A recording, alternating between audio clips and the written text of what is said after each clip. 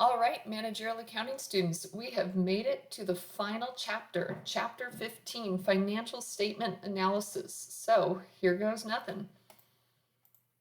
So when we look at financial statement analysis, a lot of what we're talking about is financial ratios and comparing financial statements. Differences in accounting methods can sometimes make those comparisons difficult. So it depends.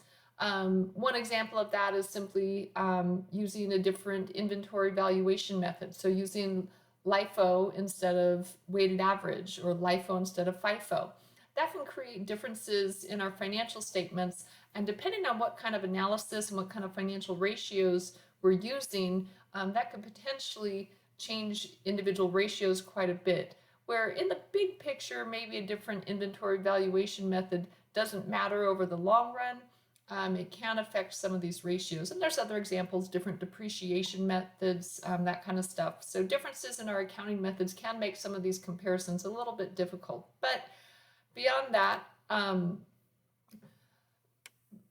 having financial ratios and comparisons is really important. But this is also a reminder that in running a business, business owners and managers should also look beyond financial statements and beyond financial ratios at other things, such as changes in technology, changing trends within our industry, any particular changes within the company structure and makeup, and also consumer taste and economic factors, things going on in the overall economy.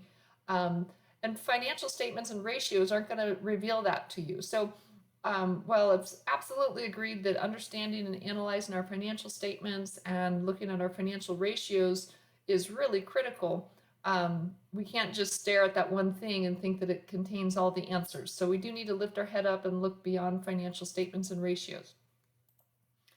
So we're going to get started with interpreting our financial statements in comparative and common size form. So let's find out what that means and what they're talking about here. So an item on a financial statement has little meaning by itself. The meaning of the numbers is enhanced by drawing comparisons. So a few different types of comparisons they refer to here. So dollar and percentage changes on the statements. So when we look at our statements over time, seeing how it changes in terms of dollars, seeing how it changes in terms of percentages, and that'll reveal different information to us. Common size in our financial statements, which hopefully you're familiar with that concept, but we'll review it today in case you're not. And then, of course, our financial ratios.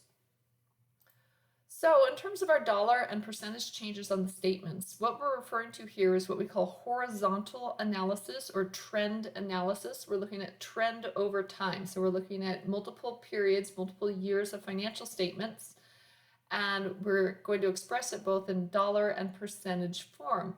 So when we look at our dollar changes over time, that's going to highlight changes that are most important economically. So big dollars, small dollars. While percentages, when we look at percentage changes over time, that highlights the changes that are most unusual. While something might be a small dollar amount, if it goes up 300%, maybe it's not many dollars, but we kind of want to know why did that change so dramatically, even though in terms of dollars, it may not be the one that pops out to us the most. So for horizontal analysis, we're looking at Clover Corporation and their comparative balance sheet and income statements for this year and last year. And I'll be the first to say I can't stand that they use this year and last year. I think mentally for me it'd be easier to digest if they would actually give it years. So this year meaning 2020 and last year meaning 2019. Beyond that, it drives me crazy that to me these columns are out of order, that the older year should be here on the left and the newer year should be over to the right. So as you're looking at financial statements, whether it's in your book, on your homework, on your test, or in the real world, make sure that you orientate yourself with which column is which. So in a quick look at their balance sheet, it looks like current assets have gone down a little bit, but we need to look a little more at the detail. Cash is decreased while accounts receivable increased. Inventory's down, but prepaids are up. Overall, our current assets are down. And then we have our long-term assets. Looks like buildings and equipment is up. So overall, our total assets are up. So in terms of computing our dollar change, you simply just take the current year figure minus the base year. So the dollar amounts for last year become our base year figures. So um, the dollar change is quite simple. When we do it in percentages, though, we take the dollar change divided by the base year figure, so the earlier year, and then we multiply that by 100%. So for example, we compute our dollar change by taking this year minus last year, and we get negative 11,500. So it's gone down 11,500, and then we turn that into a percentage by taking 11,500 divided by the base year, the earlier year, 23,500, and that's a 48.9% decrease in cash. So that kind of grabs our attention right away. So I'm sure you can pull out your calculator and do it, but here they've done the rest of those percentages for us. So they computed the dollar change, and then they converted that dollar change into percentages. So like here's an example where in terms of dollars, prepaid expenses is not a huge number on this balance sheet. It goes from 1,200 last year up to 3,000 this year, but that's a 150% increase. So in terms of dollars, this wouldn't really grab our attention. You're like, so what? It's not a big deal. But I am curious why it increased by 150%. So using dollar change percentages draws our attention a little bit differently than it would if we're just looking at the change in dollars. So that is Clover Corporation and our horizontal analysis. So we're going to go ahead and look at this for liability, we're going to skip over liabilities and stockholders' equity and go to their income statement. So similar concept on their income statement. Last year their sales were 480, and this year it's gone up to 520, right? So that's a nice increase, but their gross margin has actually gone down. So if I'm a manager analyzing these financial statements, I already see a few things that bother me, things that I want to look into a little bit. So sales are up, but gross margin is down. That's concerning. So our net operating income is down. Interest expense is down a little bit. And then our taxes are down because we have less net income. Well, that's not necessarily great. So our net income is $17,500 based on more sales versus last year at $22,400 based on less in sales. So here we add in our dollar change and our percentage change. So sales have increased by 40,000, but cost of goods sold increased by 45,000. That's quite alarming. And therefore our gross margin is down by 5,000, which is 3%. So it keeps going. Obviously, I'm concerned about these numbers up here. That should be what pops out, is that sales are up, but cost of goods sold is up a lot more. So that's a problem in terms of the company's profitability. So sales increased by 8.3%, yet net income decreased by 21.9%. That's really concerning. If a company is selling more, they should be able to make more money. So we need to find out what happened with our cost of goods sold. So maybe we're selling more because we've decreased our prices, and that's generated more sales, but our gross margin on those sales isn't as good. So maybe there's a very explainable answer to that, but it's not making the company more money overall. So there were increases in both cost of goods sold and operating expenses. Well, operating expenses isn't a lot, it's still $2,600, and when your net income is negative, when your net income has changed by negative 4,900, just that alone would make a big difference down here. So the increased costs more than offset the increase in sales, yielding an overall decrease in net income. So horizontal analysis is important here, comparing multiple years. And quite honestly, when I do this type of analysis for clients, I usually look at multiple years, not just 2 years, but 3, 4, 5 years if that data is available, to see how we've changed over time and to see what management decisions are effective in terms of increasing our net income. Trend percentages state several years' financial data in terms of a base year, and that base year is going to be 100%. And then everything after that will be expressed as a percentage of the base year. So we'll take the current year amount divided by the base year amount times 100%. We're going to look at berry products for years 1 through 5, and we're going to do trend analysis to see what we can find out. So in dollars, we've got berry products, sales minus COGS equals gross margin. So just the very top part of their income statement. And they've laid it out for years 1, 2, 3, 4, 5. So just at a glance, what we see is that sales have gone up significantly in this 5-year period from 275, and it slowly grows up to 400,000. So that's a significant increase. As you would expect, of course, as you sell more, your cost of goods sold also goes up. But how much is okay? How much should it go up? So we'll have to find out. And then we've got gross margin, which of course, as we sell more, we would expect our gross margin to go up, but by how much should it go up? So again, we'll have to examine our trend analysis a little bit more to see how we're doing there. So in terms of our trend analysis, year 1 is expressed all as 100%. And on its own, that really isn't helpful. It doesn't mean anything.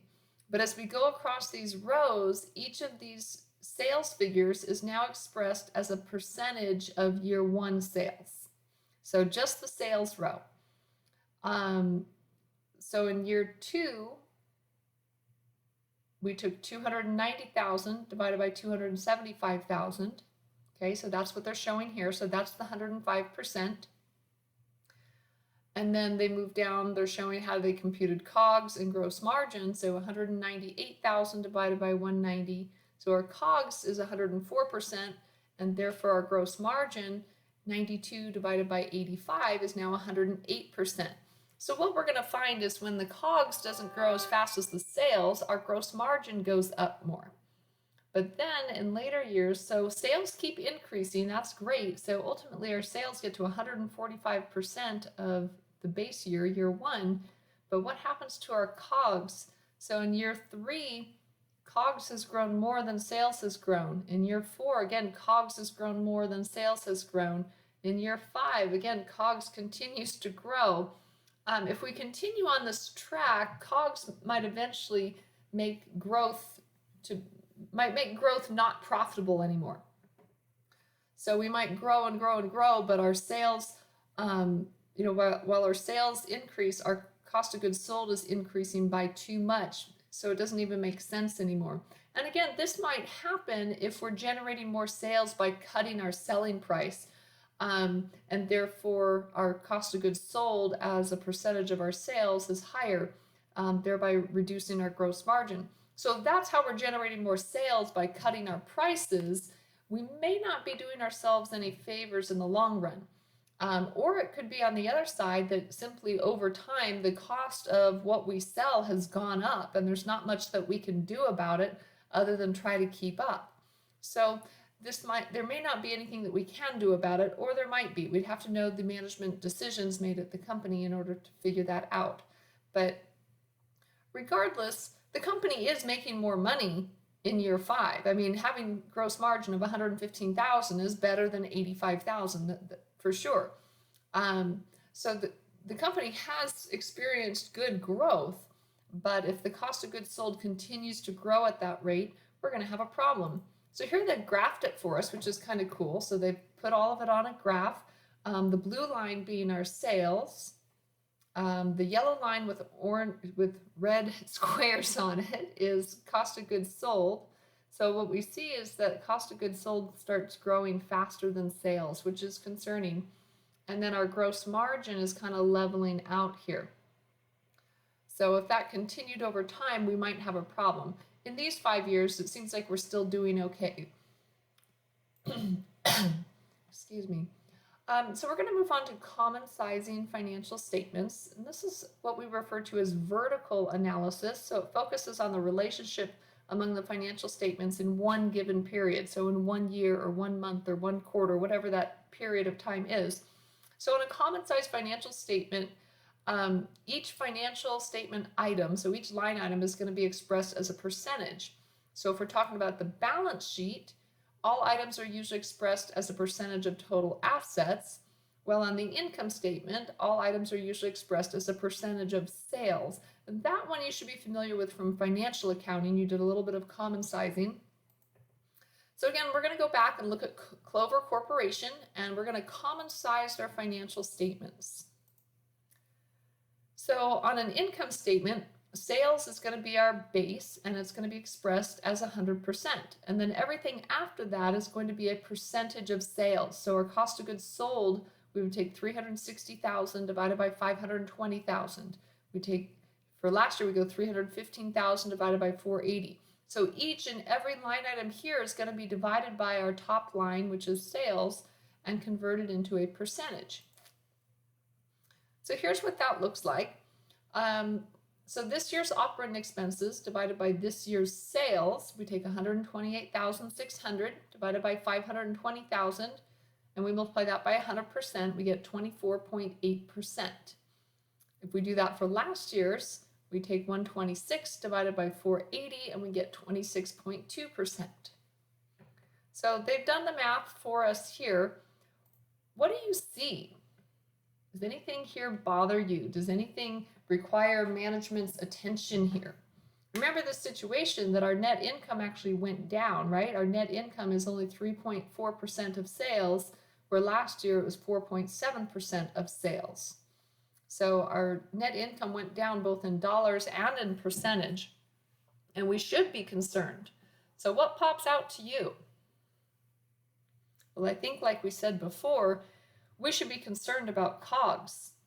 COGS went up to 69.2% of sales from 65.6%, and therefore our gross margin percentage is now 30.8%, where last year was 34.4%.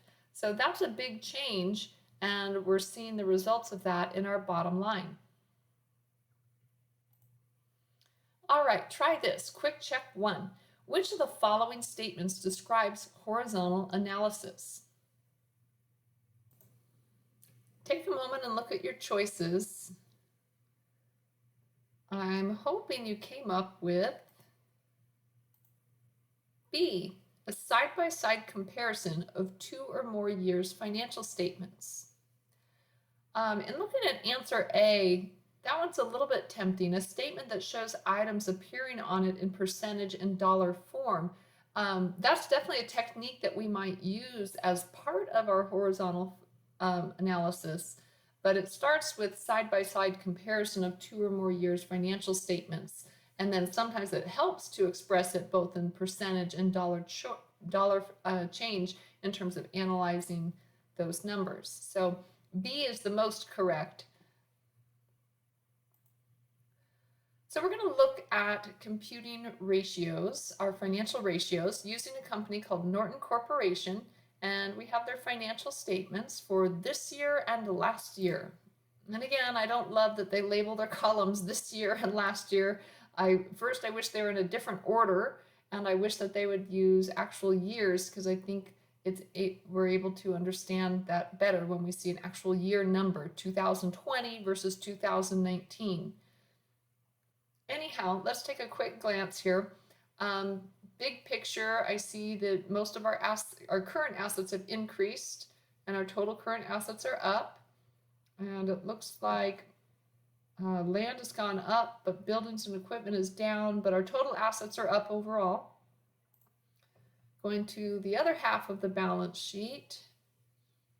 Very little change in our current liabilities, plus 1,000 minus 1,000. So overall current liabilities are still the same. Our long-term liabilities have gone down. Common stock has gone up. Additional paid-in capital is up. So our total paid-in capital is up. And our retained earnings is slightly down. So that means, if we have net income minus dividends, so either we had a net loss or we paid out more dividends than our net income for the year. So when retained earnings goes down, we can draw some conclusions there. Going to our income statement. Let's see, looks like sales are up, cost of goods sold is up, but our gross margin is also up. Operating expenses are up, but our net operating income is still grown by 10,000. And and our interest expense is down, probably because our long-term liabilities are down, and we pay our taxes, and we come up with net income higher than last year. So that's some real rough analysis, but to really make sense of it, we're going to use ratios. So first we're going to compute ratios that managers might use to assess liquidity. And liquidity is the basic idea. Do we have enough current assets to pay off our current liabilities? So liquidity refers to how quickly we can turn something into cash, and companies need an appropriate amount of liquidity because they need the cash flow to pay their liabilities as they come due. So the data and ratios that managers use to assess liquidity would include the working ratio, the current ratio, and then the acid test or quick ratio, which is essentially just a variation of the current ratio. So they've pulled out some of the data we need: cash, accounts receivable, total current assets, total current liabilities. So first, working capital, which we just talked about a couple chapters ago, in the context of working capital being tied up for a project and then released at the end of that project. Remember back in chapter 13? So we know the basics of working capital, that is the excess of current assets over current liabilities. So their point here is that working capital is not free. It must be financed with long-term debt and equity. So we want to know what our working capital is. So it's just subtraction, current assets minus current liabilities. So we have $23,000 of working capital. Now, if we want to switch this to the current ratio, instead of subtracting, we're going to divide. So the current ratio is current assets divided by current liabilities, and it measures the company's short-term, their ability to pay their debts in the short term. So do we have enough current assets to pay our current liabilities as they come due? And a declining ratio might be a sign of deteriorating financial condition, or it might be a result of eliminating obsolete inventory. So that's a possibility, but in general, we want to see our current ratio above 1. That could vary by industry, but in general, we want to see it above 1. But also, anytime it comes to ratios, we'd like to see it over multiple years. And so they had mentioned that a declining ratio might be a sign of poor financial condition. Well, declining, we'd have to compare several years. I'd say a minimum of 3 years. So we don't know much just by knowing the current ratio is 1.55. I'd like to compare that to last year and the year before to see what direction we're headed. So a variation on the current ratio is what we call the acid test or the quick ratio. So instead of taking all of our current assets, we take our quick assets. So the quick assets include cash, marketable securities, accounts receivable, and the current portion of notes receivable. This ratio is looking at the company's ability to meet obligations without having to liquidate inventory. So the key here is that they've pulled their inventory out of their current assets, and now they call that their current. They've pulled inventory out of current assets, and now they call that quick assets. So we're not including inventory in this figure. So typically your ratio is going to go down, but again, we still want to see it above 1. Definitely both current ratio and acid test ratio, we'd like to see above 1, because here's the problem. If you have current liabilities coming due, you can really only pay them with cash. You can't pay them with your prepaid rent. You can't pay them with your marketable securities. You can't pay them with your accounts receivable, and you certainly can't pay them with your inventory. So whether it's the current ratio or the acid test ratio, we'd like to see it well above 1 so that we know we have enough current assets available to meet those current liabilities. So next we're going to look at ratios that managers use for asset management purpose. So they've pulled out some of the data that we might need for this. Managers compute a variety of ratios for asset management. The information shown for Norton Corporation will be used to calculate asset management ratios. So we're looking at our accounts receivable beginning and ending, inventory beginning and ending, total assets beginning and ending, and then we have our sales and our COGS. So let's see what kind of ratios we're going to look at. So we've got accounts receivable turnover, So we take our sales on account and we divide it by average accounts receivable. So they mention this later in the slides, but I think it's worth mentioning now.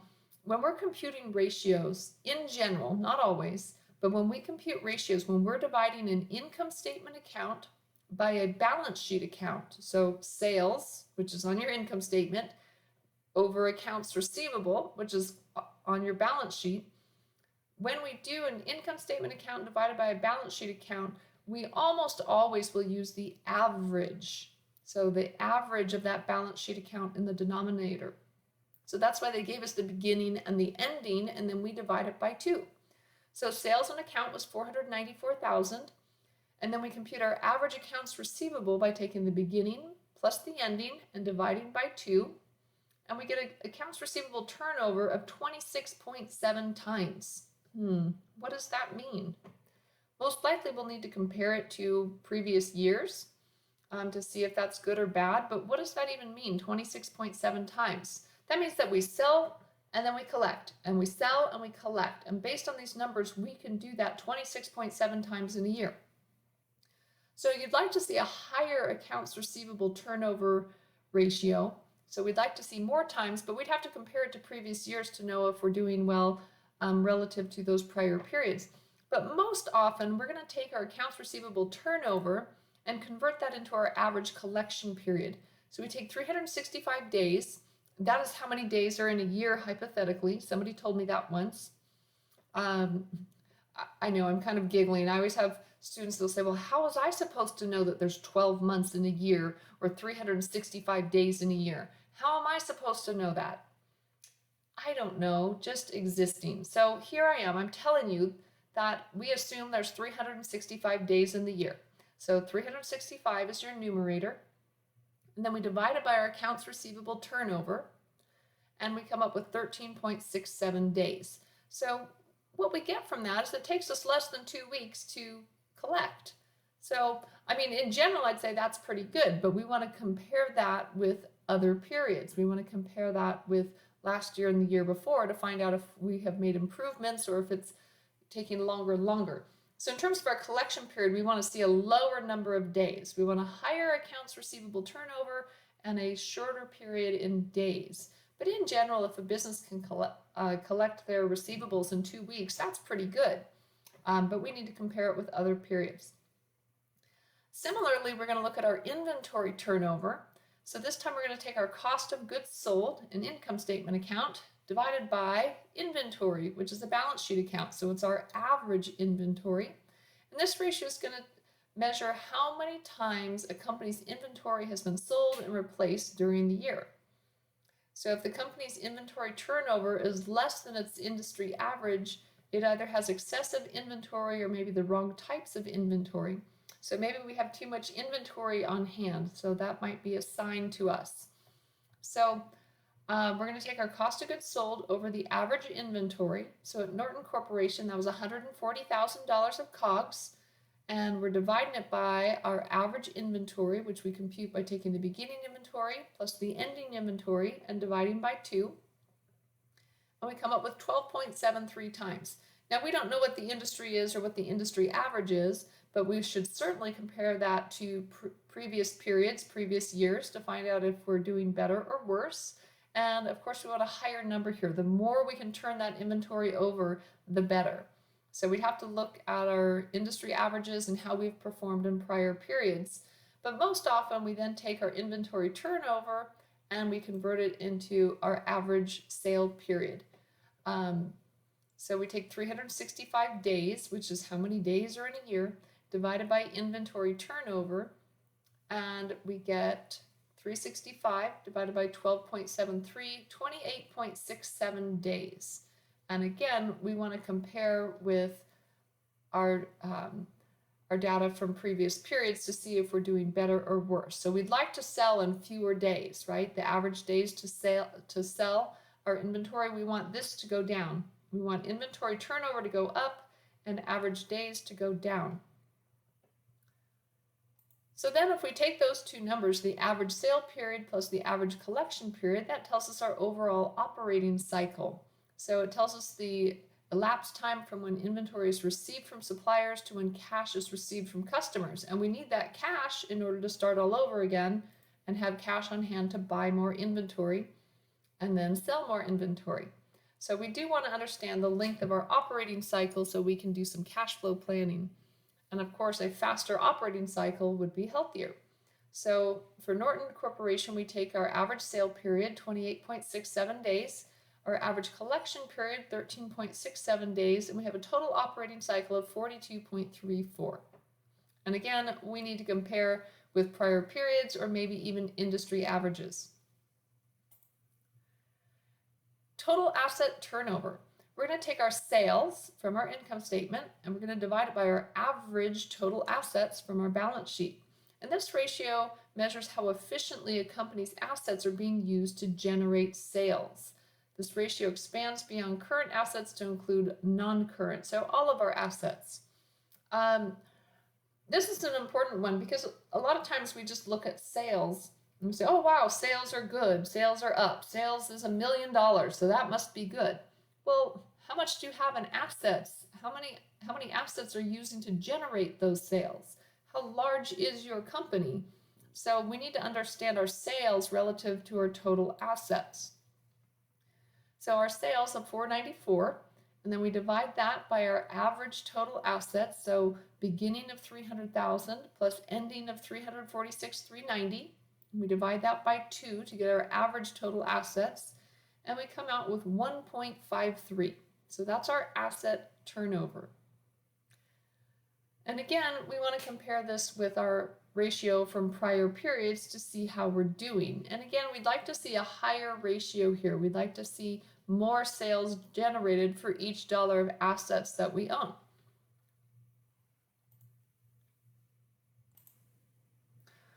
So next we're looking at financial ratios that managers might use for debt management purposes. So managers compute a variety of ratios for debt management purposes. Here's the data that we're going to be using. So we have earnings before interest and taxes. They've lengthened this title, earnings before interest expense and income taxes, which we often call EBIT for short, earnings before interest and taxes. It's also referred to as net operating income, and sometimes our income statement will display net operating income, and other times we have to back into it by taking our net income and then adding back interest and taxes to arrive at EBIT. We've got our interest expense, and then we've got our stockholders' equity beginning and ending, so we're probably going to be computing an average there, and we have our total liabilities. So let's see what ratios we need.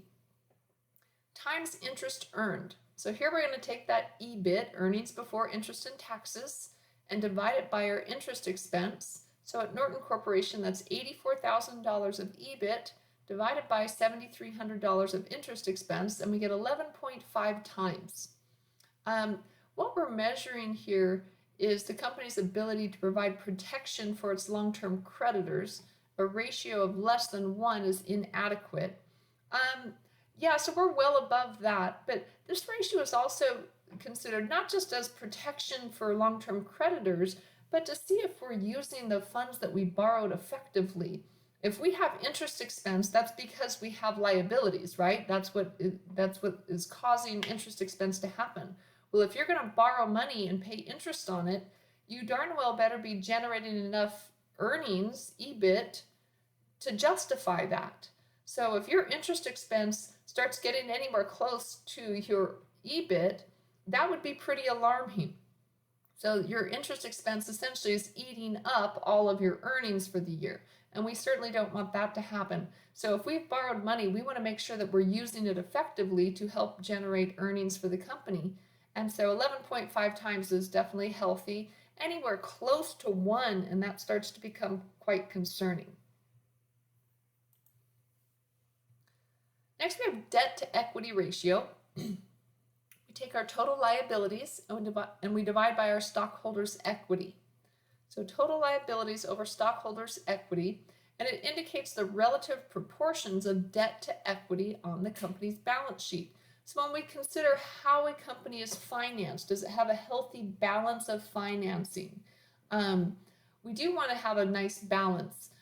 Stockholders and creditors might have slightly different opinions on how that should be done. Stockholders like a lot of debt if the company's rate of return on assets exceeds the rate of return paid to creditors. So what that means is that if the company needs more capital, they need more money, stockholders would say, no, don't issue any more stock. We don't want to dilute the ownership. We don't want you to reduce our slice of pie. Instead, why don't you borrow money from creditors using positive financial leveraging? And that's what they're referring to. The return on its assets exceeds the rate of return paid to creditors. So if I can borrow money from creditors at 5%, but I can generate 7 or 8% return on assets with that money, then that's positive financial leveraging. So stockholders would say, no, don't issue any more stock, borrow money, and take advantage of positive financial leveraging, which is the basic idea of why should I use my money to make money for me if I could use your money to make money for me? So that's financial leveraging. But creditors, on the other hand, prefer that the company not take on any more debt. They want you to issue more stock, meaning more equity, because they don't want to be one of many creditors. They'd prefer to be your only creditor. Here they say more equity because equity represents a buffer of protection. Well, the protection that we're concerned about is that the company has too much debt and there's numerous creditors, which adds to the risk for this given creditor. So when the company needs more money, stockholders are going to say, take on more debt, borrow money from creditors, while creditors are going to say, no, don't borrow any more money, issue more stock. So what we want in looking at a debt to equity ratio is probably some kind of healthy balance. So let's look at Norton Company. We take their total liabilities over stockholders' equity. So we've got $112,000 divided by $234,390. We have debt to equity of 0.48. And again, without anything to compare it to, that ratio doesn't mean much. We'd want to look at year over year. We'd want to look at industry averages. But to me, that's somewhat healthy, maybe even on the conservative side. There's not a huge debt risk there. We have twice as much equity as we have liabilities. So it's a healthy ratio for sure. The equity multiplier. Here we're going to take average total assets divided by average stockholders' equity. And this ratio indicates the portion of a company's assets that are funded by equity. In some ways, this gives us similar information to the debt to equity ratio in terms of understanding how much of our capital comes from liabilities versus equity. So this one's focusing in on the equity part. So based on our average total assets, how much of that is financed using equity? So it focuses on average amounts maintained throughout the year rather than amounts at one point in time. So both of these ones are averages. So we take our beginning and ending assets, divide by 2, our beginning and ending stockholders' equity, divide by 2, and we come up with 1.56. And again, like all these ratios, I keep saying the same thing. By itself, that doesn't tell us much, but we want to look at the past several years to see how we're doing. And we'd like to see this number higher. We'd like to have more assets relative to our stockholders' equity. So next, we're going to look at ratios that managers use to assess profitability. So here's the data at Norton Company. They've pulled out some key figures for us. So we've got our number of common shares. We're talking about common shares of stock, beginning and ending. So that's the number of shares, not dollars. Our tax rate is 30%. Our net income is $53,690. Then they give us our stockholders' equity, beginning and ending. Dividends per share, $2 per share. Market price per share is $20. And then we have our interest expense and our beginning and ending assets. So a lot of information here. Let's see what we're going to do with that. One of the most common ratios we look at for profitability is our gross margin percentage. So we take the gross margin, that's sales minus COGS, but you knew that, right? So gross margin divided by sales, and that tells us how much of each sales dollar is left after deducting our COGS to cover the rest of our expenses and hopefully provide some kind of profit. Now, if you're common sizing your financial statements, you have your gross margin percentage displayed right there on your income statement. But essentially, we're taking sales minus COGS as gross margin, and then we're dividing it by our sales. Here we get 71.6%. Now, gross margin percentages can vary a lot by industry. So I don't know if 71.6 is good or bad. And again, we'd want to compare to industry averages and certainly to ourselves over the last several years. The next one we have is net profit percentage. Sometimes this is called return on sales or net income percentage. I've heard all of those terms used for this same ratio. Essentially, we're taking the bottom line, net income, and dividing it by the top line, sales. So usually I hear this called return on sales, but it doesn't matter what we call it. It's more about how we compute it and how we interpret it. So what this ratio is looking at is how our selling and administrative expense, interest expense, and income tax expense are influencing our performance, meaning how much of each sales dollar is left after COGS and after all the other expenses too. What's left? So we're taking our net income, $53,690, divided by sales, $494. So our bottom line divided by our top line, and we have 10.9%, meaning that the company has net income of 10 cents, almost 11 cents on every dollar of sales. So they get to keep that as profit. And again, that can vary dramatically by industry. So we want to look at our industry averages and we want to compare to ourselves over the last several years. Return on assets. This is a ratio that you should have learned in financial accounting, but here they're adding a little bit of a twist to it, a little bit more sophisticated version of return on assets. Sometimes in a simple form, we just take net income divided by total assets. Here they've gotten a little more technical. We're taking net income plus interest expense times 1 minus the tax rate. Kind of interesting, right? Why are they doing that? And then we're going to divide it by average total assets.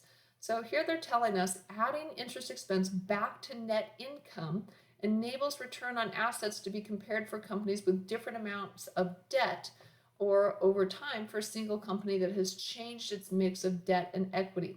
What they're trying to do is remove or neutralize the effect of interest expense that's a result of debt. So they want to look at our net income without the interest expense included in it. It almost seems like we should do EBIT, so our earnings before interest and taxes divided by average total assets. But they didn't call for that. They just want us to add back the interest expense times 1 minus the tax rate. And it's 1 minus the tax rate because we're trying to neutralize the tax impact of the interest expense. A little complicated, right? So we're going to take our net income of $53,690, and then we're going to add back $7,300 times 1 minus 30%. That's our tax rate. So 70% of $7,300. And then we're going to divide that by our average total assets. So we take beginning plus ending divided by 2. And we come out with 18.19%. And that helps us understand, are we using our assets wisely to generate enough net income? And again, we want to compare that to industry averages as well as several years at our company. Next, we've got return on equity. We take our net income divided by average stockholders' equity. So our net income is $53,690. And our average stockholders' equity, we take the beginning plus the ending divided by 2, and we get 25.91%. This is a really common formula that investors or potential investors like to look at. It indicates how well a company used the owner's investment to earn income. So if I buy stock in your company, are you going to use it wisely to generate net income? They want to know how much net income are you generating for each dollar of stockholders' equity. So 25.91%. And again, that can vary vastly. We want to look at this year over year. And this will depend on our balance of debt versus equity financing. But we want to look at this number over several years to see if it's growing. Next, we have the DuPont formula. We came across this in a previous chapter. I want to say maybe back in chapter 11. And I didn't like it then, and I don't like it now. And your book does a horrible job of explaining it, as does every single textbook that I've ever read. And nobody has explained to me why we should compute return on equity in this really complicated way, rather than the way we learned a couple slides back. There was nothing wrong with this return on equity. Why do we have to do it this way? So they're just pointing out the return on equity can also be computed using the DuPont formula. I mean, just in case you had these other three things all laying around, you could do that. But this one wasn't that hard to do, so I would just do this. I have no good reason why everybody teaches the DuPont formula. In the real world, I don't see anybody actually using it. So there's my soapbox. Financial leverage. So we talked about the idea of financial leverage, the basic idea that stockholders don't want the company to issue more stock because it potentially will dilute their ownership, meaning make their slice of the pie smaller and smaller and smaller till it disappears. So instead, stockholders want the company to borrow more money from creditors. And financial leveraging makes sense as long as the return on investment in assets is greater than the interest that we have to pay on borrowed funds. And that's what we call positive financial leverage. If it goes the other way, though, we're in trouble. If our return on assets is less than our interest on our borrowed funds, we call that negative financial leverage, and that can be very problematic. Try this. Quick check 2. Which of the following statements is true? Take a moment and give those a read.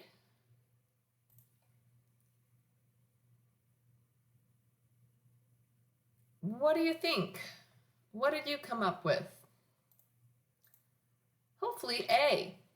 A, negative financial leverage is when the fixed return to a company's creditors and preferred stockholders is greater than return on total assets.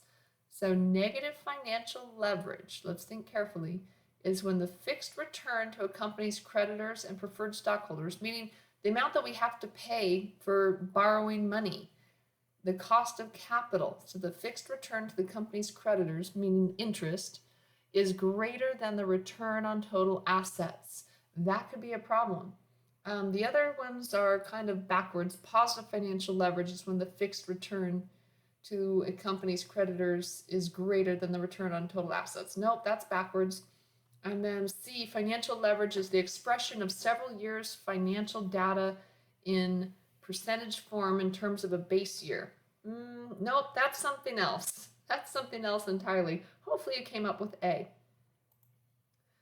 So next we're going to look at financial ratios that we use to assess market performance. And when they say market performance, we're talking about the stock market. So we've got some basic data that they've pulled out for us. So we've got our common shares beginning and ending, stockholders' equity, dividends per share, and market price per share. So the first thing we want to do is compute our earnings per share. So we take our net income and we divide it by the number of common shares outstanding. So our net income from the income statement, and we divide it by our number of common shares outstanding. This is kind of funny that they're just now mentioning this. Whenever a ratio divides an income statement balance by a balance sheet balance, the average for the year is used in the denominator. I told you that several slides back. We've been doing that for most of these ratios, but now they're just reminding us of that fact, I guess. Earnings form the basis for dividend payments and future increases in the value of shares of stock. When we look at EPS, I think of that as being our slice of pie. Net income is the whole pie, and the shares outstanding, that's all the friends that we have to share our pie with. So when we think of our net income, our pie, do we want to share it with lots and lots of friends, or maybe just a handful of friends? I'd say probably a handful of friends. We want more pie per person, and that's our earnings per share. So if the company issues more and more stock, then we have to share our net income with more friends, and our slice of the pie, the earnings per share, gets narrower and narrower. It starts to be just a little tiny sliver of pie. So we'd like to have more net income per share. So earnings per share is an important figure. We're going to compute it for Norton Corporation. We take 53,690. We divide it by the average number of shares of stock, so beginning plus ending divided by 2. And our EPS, earnings per share, is called EPS, is $2.42. And that tells us how much income was earned for each share of common stock outstanding.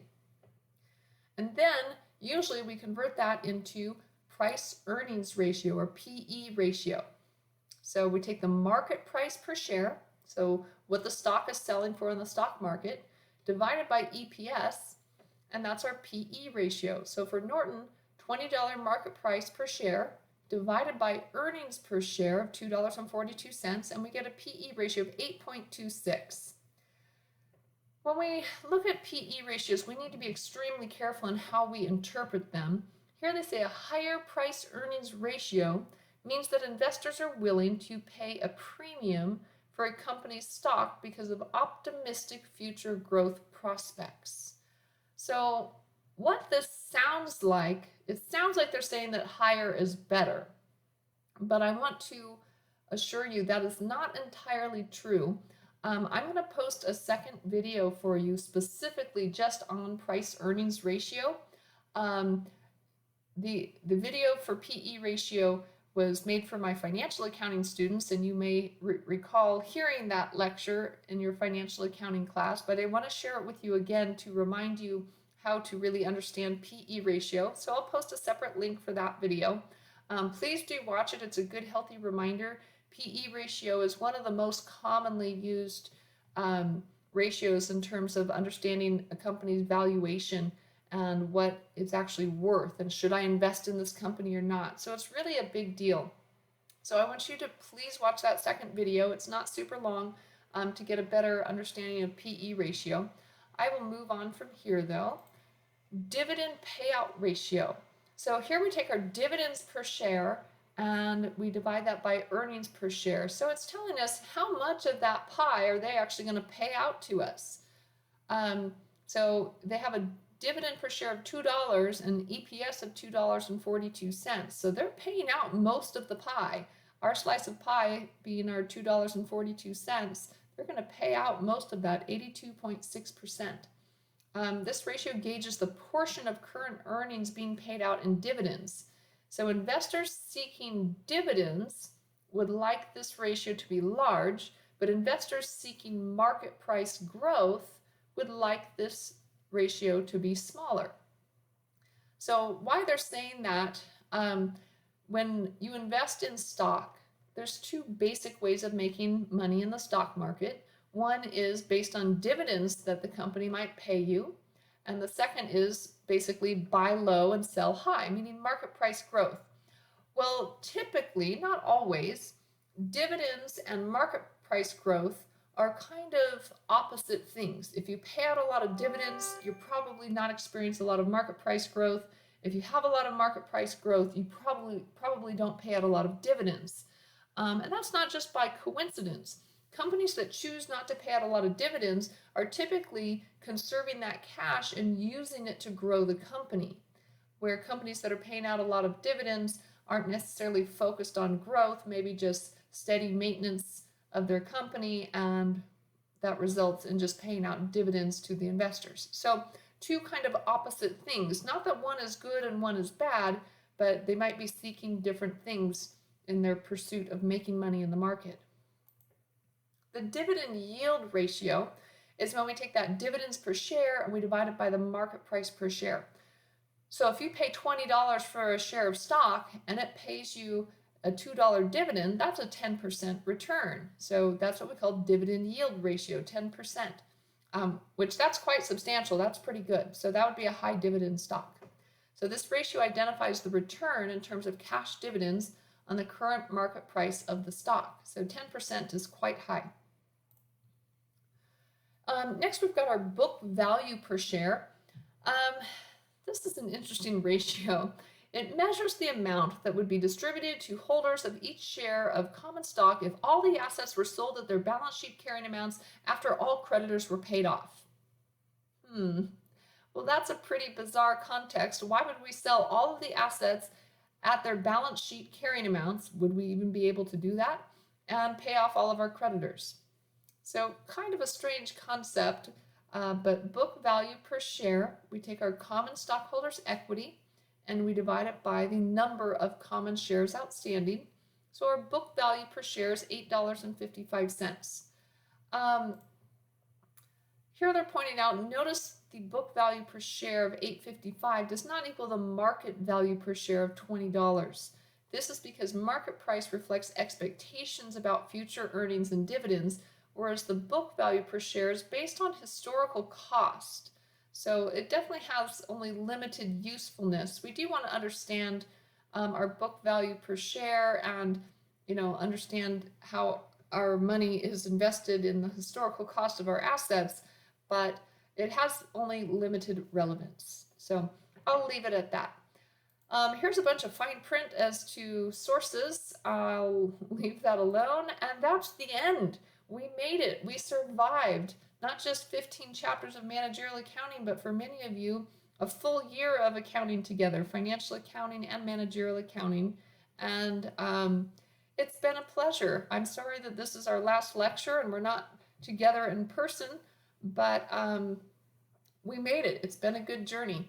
All right, you guys, get started on your chapter 15 homework and let me know if you have any questions or need any help.